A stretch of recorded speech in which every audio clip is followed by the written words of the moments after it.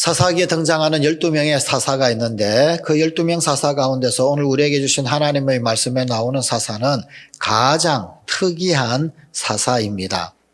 사실 본문 이전에 있었던 사사기 3장 말씀에 나오는 온니엘, 에훗, 삼갈 같은 사사도 사실은 상당히 특이한 사사이기는 했었습니다.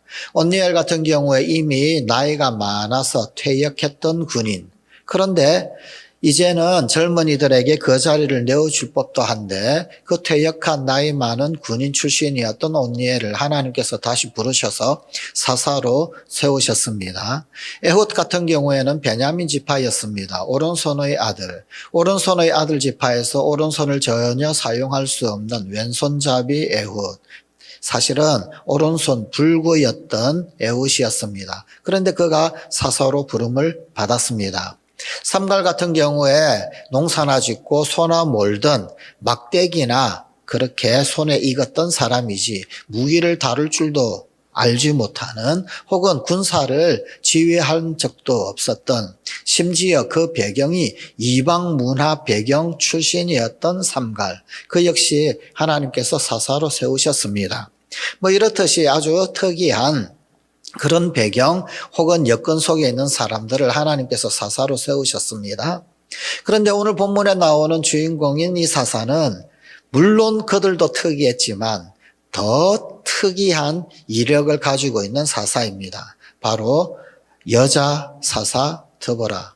고대 이스라엘에서 여자가 사사가 된다라고 하는 것은 사실은 있을 수 없는 일입니다.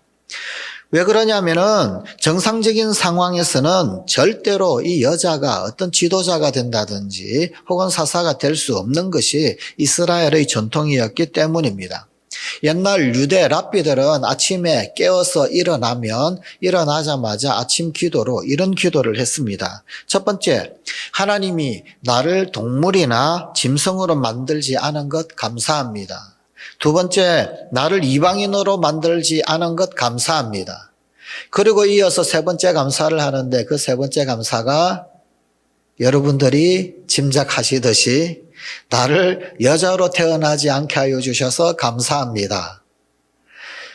절대 지식층이었던 랍비, 그 랍비들조차도 아침에 일어나면 이 세 가지를 놓고 감사 기도를 했던 것이 이스라엘의 고대 전통이었습니다. 그런데 여인이 사사가 되었다. 그야말로 엄청난 충격적인 사건인 것이지요. 특히 드보라 시대 때 이스라엘은 가나안 정착 이후에 사실 가장 큰 위기를 겪을 때였었습니다. 가나안에 정착하는 그 과정 가운데서 이스라엘은 산지 그리고 고원은 정복을 하고 또 아주 쉽게 정착을 했습니다. 하지만 평야지대, 평원지대는 그렇게 쉽게 정복하거나 정착하지를 못했습니다. 이유인즉슨 평야나 평원에는 철병거를 무기로 가지고 있는 가나안 족속들이 분포를 하고 있었기 때문입니다. 고대 전투에서 어떤 철제 병기를 가지고 있느냐라고 하는 것은 전쟁의 승패에 아주 지대한 영향을 끼쳤습니다. 이스라엘은 그런 철병거를 가지고 있지 못했습니다. 변변한 무기가 없었습니다. 그래서 산악지대 전투, 그리고 또 보병 전투, 그리고 높은 고원지대의 전투에서는 이스라엘이 힘을 발휘를 하고 이기고 승리를 할 수는 있었습니다만 평평한 지대, 그래서 철병거들을 몰고 움직일 수 있는 이런 지대에 오게 되면 그야말로 오늘날로 치자면 육군 보병과 적군은 전차병 혹은 아니면 장갑차병과 싸우는 격이 되어서 이기기가 사실은 상당히 힘들었습니다. 아니 거의 불가능에 가까웠습니다. 철병거는 산악지대에서는 사용할 수 없었기에 그나마 이스라엘이 고원지대 혹은 산악지대에 정착을 하고 정복을 하고 할 수 있었던 것입니다. 이런 시절에 만약 이 드보라 시대의 이 전쟁에서 그만 실패하고 만다라고 한다면 이스라엘 백성들은 앞으로도 영원히 바위 틈에서나 그렇게 살아갈 수밖에 없는 종족으로 전락할 그런 형편이었습니다. 이런 가운데 오늘 본문 3절은 이스라엘의 형편을 또한 더하여 이렇게 전하고 있습니다. 야빈 왕은 철병거 900대가 있어 20년 동안 이스라엘 자손을 심히 학대했으므로 이스라엘 자손이 여호와께 부르짖었더라. 이 야빈은 가나안의 왕인데 그런데 그에게는 철병거가 900대나 있었습니다. 또한 본문 2절 말씀에 의하면 그에게는 아주 유능한 군대 장관 시스라 또한 있었습니다. 무기도 최첨단 무기요. 아주 지략에 뛰어난 강력한 군대 장관이 버티고 있는 그런 나라, 그런 왕이었습니다. 여기에 학대했다라고 하는 말, 이 말을 이 히브리어로는 참 재밌는 말을 쓰고 있습니다. 히브리어로 라츠라고 하는 말을 사용하고 있습니다. 그런데 이 라츠라고 하는 말은 비틀어 짜다 그런 뜻입니다.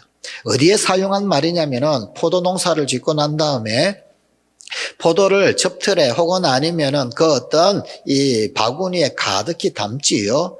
바구니도 그냥 작은 바구니가 아니라 아주 큰 사람이 들어갈 수 있는 그런 통입니다. 거기에 포도를 가득히 안고 발로 그것을 짓이개어 뭉개어서 포도즙을 짜 포도주를 만들지요. 그때 사용했던 짓이겨 뭉개다. 그 말이 바로 이 라츠라고 하는 말인데 이 라츠라고 하는 말을 학대했다라고 그렇게 사용하고 있습니다. 무슨 말이냐? 가나안 야빈 왕이 그야말로 이스라엘을 깡그리째 뭉개 때려버렸다. 사실 그런 뜻입니다. 얼마나 혹독하게 이스라엘을 핍박을 했으면 이런 표현을 쓰고 있겠습니까? 이스라엘 백성이 아파서 하나님께 부르짖습니다. 이때 하나님께서 보내주신 사사가 하필이면 여자 사사 드보라입니다. 자, 이런 위기 상황, 가장 혹독한 어려움의 상황에 용맹한 전사를 보내주셔도 헤라클레스 같은 그런 전사를 보내주셔도 될까 말까한 상황인데 그런데 여인을 보내신 것입니다. 가부장적 풍토가 만연했던 그 고대 사회에 하나님은 드보라를 사사로 택하여서 세우시고 또 그로 전쟁에 나서게 하셨습니다. 특히 남성적인 어떤 강력한 어떤 힘이 승패를 좌우하는 전쟁터에서 하나님은 드보라를 통해서 바락에게 명령을 내리셔서 전쟁에 승리케 하셨습니다. 도대체 드보라에게 어떤 것을 기대하셨기에 하나님이 가당치도 않은 그 당시로서는 상상할 수 없는 이런 사람을 드보라를 세우셨을까요?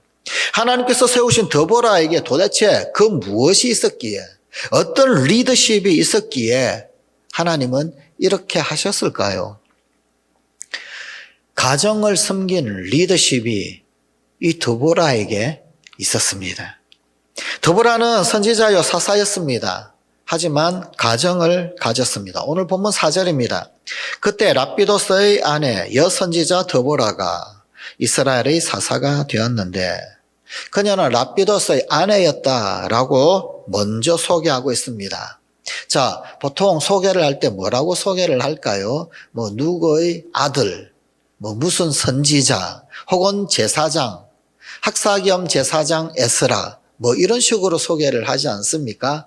그런데 이 드보라는 소개를 할 때 아내라고 먼저 소개를 하고 있습니다. 랍비도스의 아내이고 그 다음에 여자인 선지자다. 그리고 그가 사사가 되었다. 성경도 남녀 어떤 편견이 있었는지 모르겠습니다. 그런데 고대의 어떤 기록 방법이 사실은 이러했던 겁니다. 고대의 기록 방법일 뿐입니다.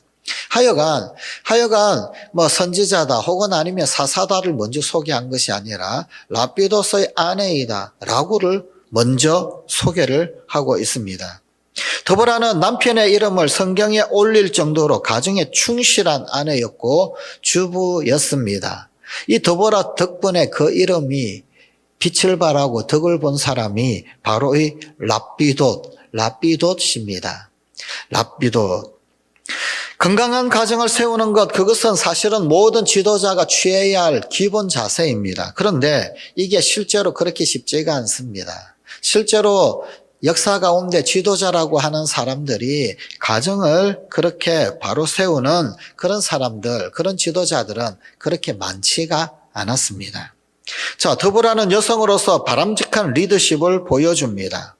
고대 사사시대에도 하나님 백성 이스라엘은 드보라의 어머니 리더십을 인정을 했고 여성 사사 드보라의 명령을 따랐습니다. 가정을 충실히 지킨 모성, 그 모성애가 하나님 사용하시기에 참 기가 막힌 어떤 리더십으로 드러났더라는 것입니다. 안산제일교회에 계신 어떤 김모 집사님, 박모 집사님, 이 두 분은 부부교사였습니다. 교직 생활하다가 만나서 결혼을 하셨습니다. 그런데 첫 딸을 낳았는데 그만 전신마비 장애아를 낳게 되었습니다. 그래서 아내였던 박 집사님은 퇴직을 했습니다. 사직을 하고, 그리고 인간이 할 수 있는 모든 노력을 다 동원했으나 27년의 세월만 흘렀습니다. 남편 김 집사님도 조기 퇴직을 하고, 그리고는 가정 조금 돌보고 또 딸 돌보는 일 하려고 도와주려고 했으나 그만 안타깝게도 하나님의 부르심을 받아 하늘로 갔다고 합니다. 장애인 큰딸, 그리고 그 밑으로 건강한 두 아이를 양육하고 또 교육시키기 위해서 박 집사님은 새벽에 일어나서 신문을 돌리고 우유를 배달을 했습니다.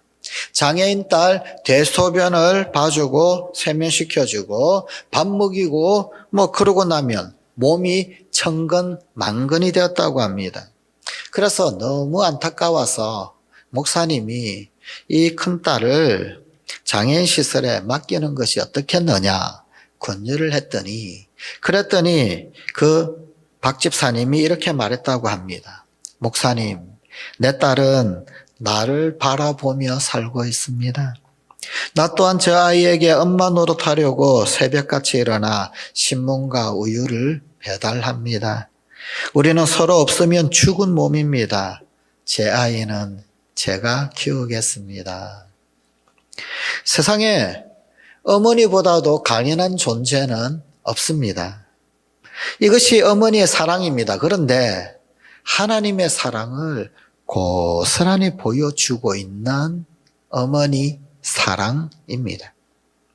비록 완력이 강한 리더십은 아니었지만 부드러우나 영적으로 강한 리더십을 갖춘 드보라, 이 드보라를 백성들이 인정을 했더라는 겁니다.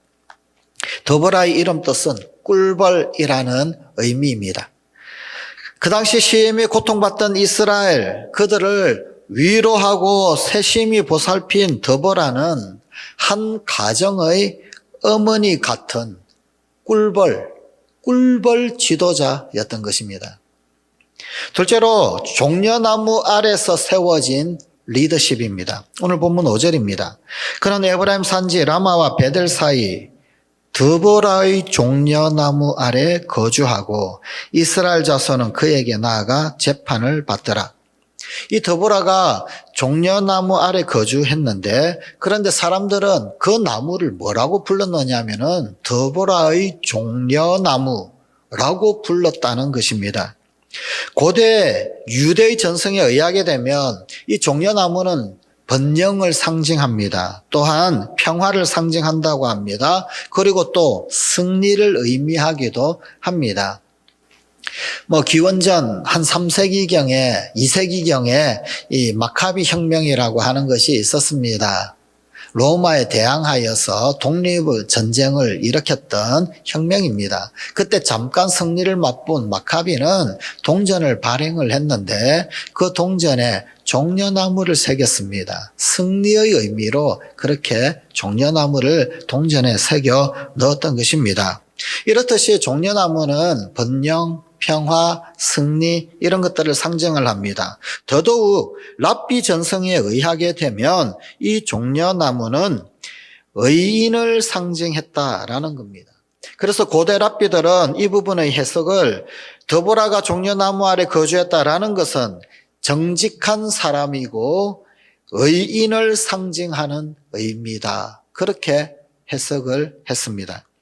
그녀가 거주하는 나무를 가리켜서 드보라의 종려나무라고 라고 이름 붙일 정도로 이 드보라는 늘 종려나무 아래 있었습니다. 거기서 무엇을 했을까요? 하나님의 의를 우러러 앙망한 것입니다. 하나님 앞에 더 가까이 나가고 기도하고 묵상하고 사색하고 생각을 키웠고 선지자로서 하나님과 깊은 관계를 유지했던 것입니다. 그래서 저 나무는 드보라의 종려나무야 라고까지 지칭하기에 이르렀던 것입니다.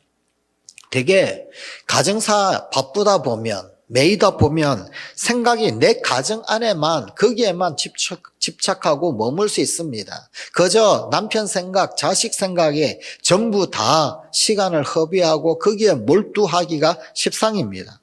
그러나 드보라는 그 와중에서도 민족의 역사를 파악하고 있었고 대의를 존중하면서 하나님 앞에서 이 민족이 어떻게 해야 할 것인가 하나님의 의를 우러러 앙망했더라는 겁니다. 사사로운 감정, 이속 벗어나서 하나님 백성들이 마땅히 구해야 할 일들에 몰두를 했었습니다. 여성이지만 가정에 파묻히지 않았더라는 겁니다. 그 당시로는 참 파격이었지요. 드보라는 민족을 생각하고 나라를 생각하는 의로운 정신을 소유를 했었습니다. 그렇게 드보라는 사사로움을 벗어나 공의를 생각하며 종려나무 아래에서 판결의 어머니가 되었습니다. 무엇보다 그녀는 종려나무 아래에서 하나님과 가까이에 있었고 하나님의 의를 앙망했습니다. 하나님을 가까이 함이 바로 이 드보라의 힘이요, 능력이요, 리더십이었습니다. 셋째로 그녀의 리더십은 균형 잡힌 리더십이었습니다.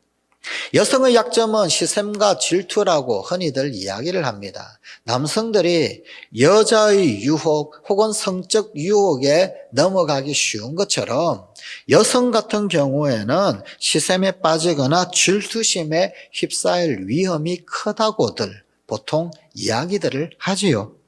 그런데 드보라의 리더십은 상당히 성숙한 영성으로 잘 다져져 있었습니다. 여성 리더로서 드보라는 남성 지도자 바락을 앞세우고 그리고 바락과 충돌하지를 않았습니다. 오히려 바락을 잘 포용을 하면서 남녀 리더십의 조화를 이루어 갔습니다. 아마도 그 당시의 시대적 상황과 인식을 잘 고려하여서 남성인 바락을 앞세워 전쟁을 치른 듯합니다. 하지만 하나님은 어디까지나 드보라를 사사로 세우셨습니다. 드보라는 자신을 내세우지 않고 기꺼이 바락과 협력하는 성숙한 영성의 리더였던 것입니다. 오늘 본문 8절부터 10절까지는 드보라와 바락의 대화가 나옵니다. 그런데 이 대화 가운데서 유독 반복되이 많이 나오는 단어가 있습니다. 그 단어는 함께라고 하는 단어입니다. 바락이 그에게 이르되 만일 당신이 나와 함께 가면 내가 가려니와 만일 당신이 나와 함께 가지 아니하면 나도 가지 아니하겠노라 하니 이르되 내가 반드시 너와 함께 가리라. 그러나 내가 이번에 가는 길에서는 영광을 얻지 못하리니 이는 여호와께서 시스라를 여인의 손에 파실 것임이니라 하고 드보라가 일어나 바락과 함께 게데스로 가니라. 바락이 서불론과 납달리를 게데스로 부르니 10,000명이 그를 따라 올라가고 드보라도 그와 함께 올라가니라.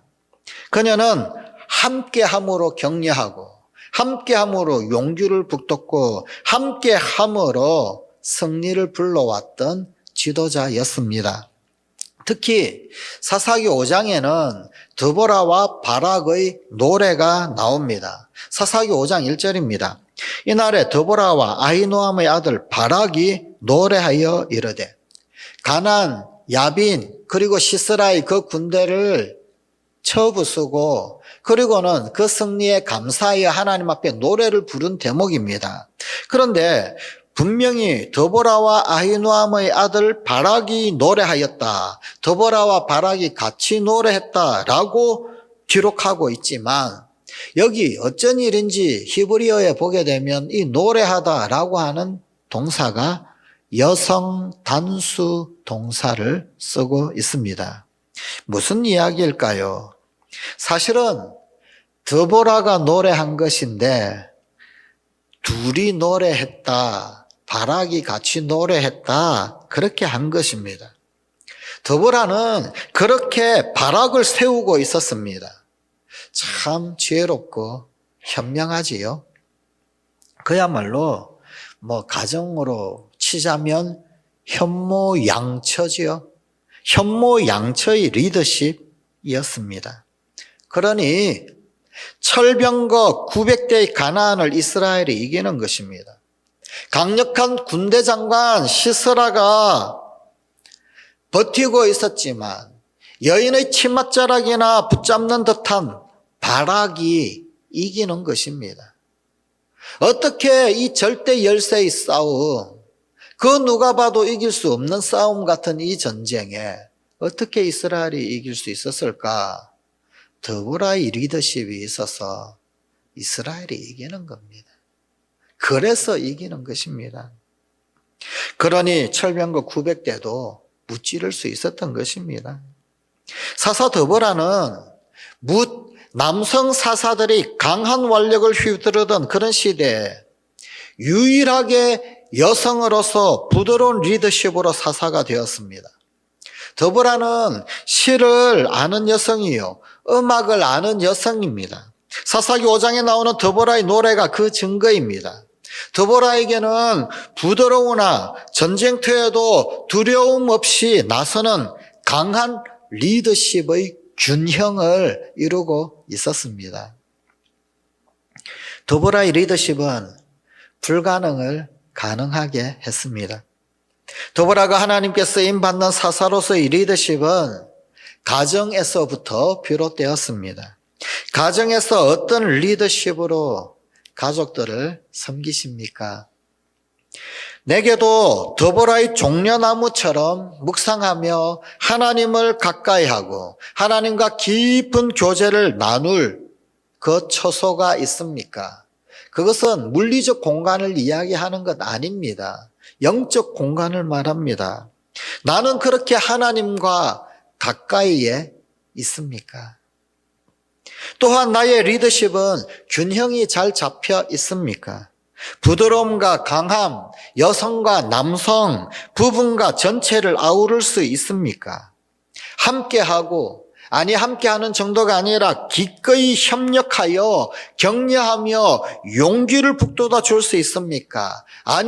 나보다도 그를 앞세울 수 있습니까? 주님 영광 위해서라면 기꺼이 바락을 앞세울 수 있습니까? 사랑하는 성광가족 여러분, 특히 우리 성광의 여성가족 여러분, 여전도의 연합회 이 주일에 이 말씀을 나누었으면 더 좋았지 않았을까 싶기도 합니다. 하나님께서 드보라를 기뻐하실 수밖에 없지 않겠습니까? 변변한 남자들이 절비하다 할지라도 하나님이 드보라를 세우지 않을 수 없지 않았겠습니까? 드보라에게 배우십시다. 나도 하나님 앞에 드보라처럼 서 있는 우리 성광가족들, 또 특별히 우리 성광의 여성도들 되십시다. 기도하시겠습니다.